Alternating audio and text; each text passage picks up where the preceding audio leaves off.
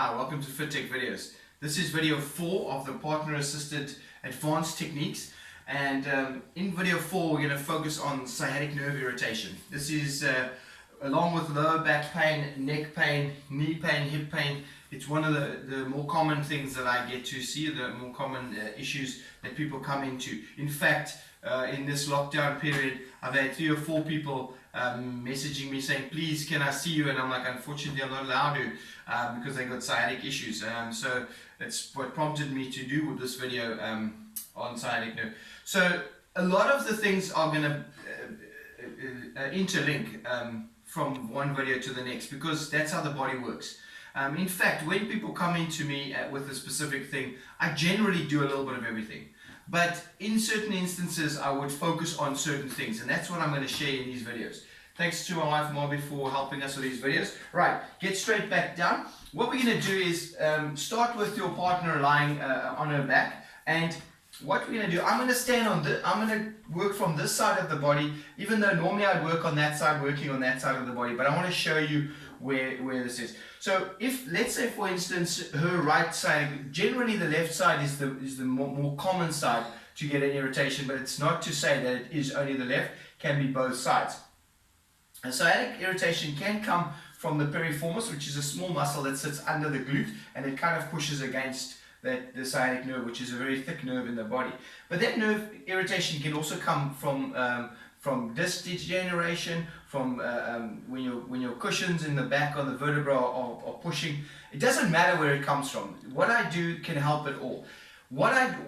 It can assist it all. In some instances, there's operations needed if it's persistent and you always make sure that you go and see a medical practitioner. This is purely just to help you out of a tricky spot if you're not able to sleep. You know, it's 12 o'clock at night or whatever the case may be, you can't sleep, you're in pain, none of the painkillers are working. Your partner can help you by doing these things. So obviously don't practice this at 12 o'clock at night, practice it in good hours. Right, so the first thing that I would do when someone comes with sciatic nerve pain, if they're constantly having that pain, I would then go under the chest, into the rib here. This is a neural lymphatic reflex point. So in between the ribs, and you go and you do a little bit of a stimulation. That's quite sensitive, right? So it can be very sensitive, it can feel like a bruise, or it can be very ticklish, depending on from person to person. Ticklishness is a pain response, or it's a protection response in the body. So when the body is ticklish, it's basically saying, leave me alone. When it's ticklish, I also know that's a very good area to go into. So how you combat if it's too ticklish is just go a little bit slower. We'll go a little bit softer and get right in there. Ultimately, if it's very bad, which is very seldom the case that it's too bad for me to work, but if it's very bad, I'll ask the client themselves to just go and trigger that. Now, if you do that area, it should release that sciatic ache.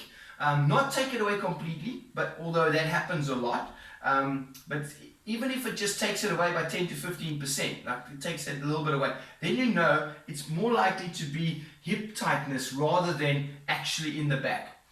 It's not 100% accurate, it's not a test or it's just a good guide. So if that takes it away quite a bit, then you know it's a lot here. If it only takes it away 10 or 15%, then you know you're not sure where.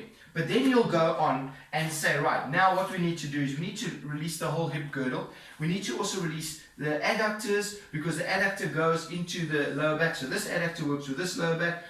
It causes a lot of pulling and pushing and tightness. So we're going to go like we did with the previous. We're going to go 2 fingers off the pelvic bone. Get your thumbs in there, lift the leg for me, and relax. Fantastic. I'm not going to do that on and on and on. You've seen that before.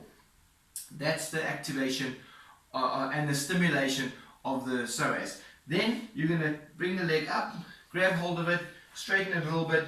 This is where you can release your quad. Very important. You've also got a femoral nerve, just relax down a little bit. Your femoral nerve, just relax there, sorry. Your femoral nerve runs through here into the femur. And often what happens, so when you lift the leg straight, so I'm working awkwardly purely so that you can see better. So I wouldn't normally work like this because it's going to put pressure on my back. But for the minutes of this video, I'm happy to I'll take one for the team. So what we're doing now is we're going to work right high up here. And it's often very, very ticklish. Now this also can help just to release that musculature that could be pushing on that nerve. Then bend the knee, add some movement. So grip there and then straighten it down. Grip there and push down as you straighten. Grip and push down. Fantastic. And there. Good. And relax down.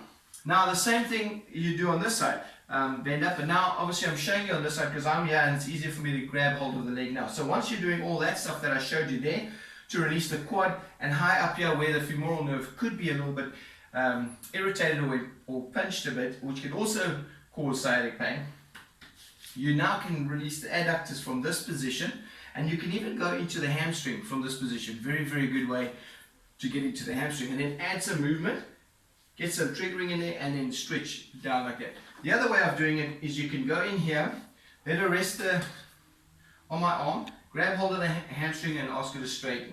That's a great way to stretch the hamstring.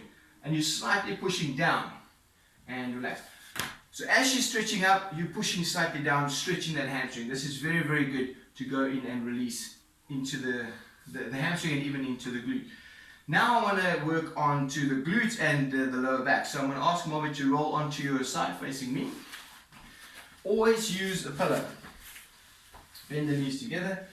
Right, now the piriformis, it's difficult to say exactly, but the piriformis lies about in this region, and you'll probably find that most people that have sciatic pain come to me and say, I wish I could stab myself with a knife in here and take that pain out. Now, that's not a good idea. That won't help it. But what can help is a little bit of stimulation in there. So right in there, and you can feel right by that sacrum bone, you can work just a bit up of it and then just work in there. Again, not too hard. The last thing you want to do, trying to help your partner with a bit of sciatic irritation, is to irritate it more and make it worse. But a little bit of release is good. What you can now do is you add, and I'm, again, a bit awkward, I'm standing on this side to show you. As you trigger, you can ask her to lift the knee up to the chest, and relax. This helps to stretch that area out. And one more, right in there. Fantastic. Take it down.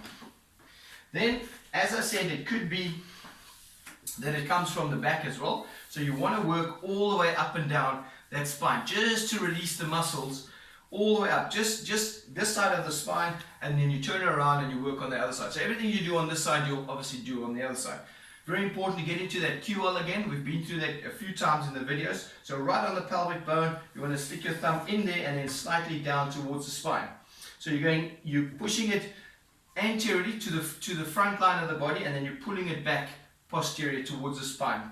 In and down. That's a very good way.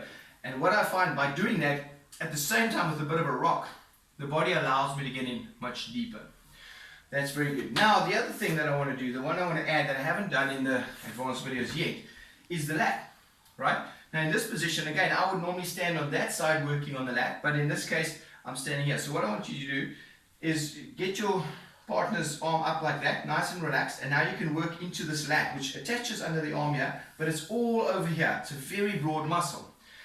Now, the lat, as well as the piriformis, as well as the glute, they form your posterior sling. So if you want to release that piriformis and the glute max, you've got to release this lat.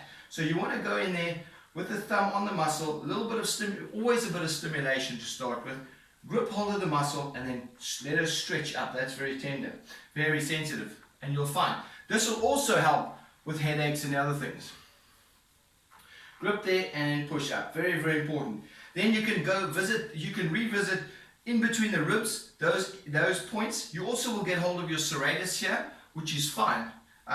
Anything you do here is good, as long as you're not doing it too hard. There shouldn't be bruises at all. It should be nice and gentle, and add a lot of movement. Movement is key. Those are the things that I would do for sciatic irritation, and I guarantee it will make a difference. Hope it works for you. Thanks for watching.